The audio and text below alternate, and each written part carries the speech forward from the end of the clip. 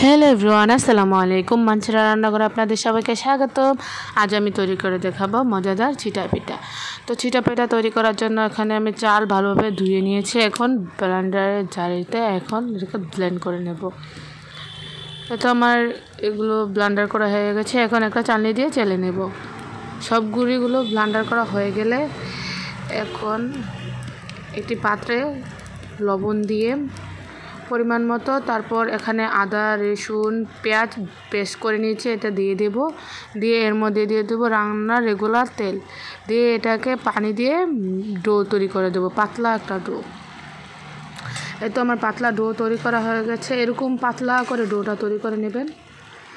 তো পাতলা ডো হয়ে গেলে এখন একটি কড়াই বসিয়ে তার মধ্যে তেল ব্রাশ করে নেব। তেল ব্রাশ করা হয়ে গেলে তারপরে একটা হাত দিয়ে এটাকে ছিটকে দেব।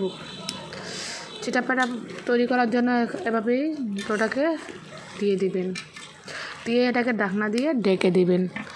তো আমার পিঠাটা হয়ে গেছে। এখন উঠিয়ে নেব। এটাকে চারপাশ দিয়ে উঠিয়ে এটাকে বাস দিয়ে দিব। এরকম করে সবগুলো পিঠা তৈরি করে নেবেন। তৈরি করা এই তো আমার পিঠা হয়ে গেছে। কেমন হয়েছে জানাবেন। আল্লাহ হাফেজ।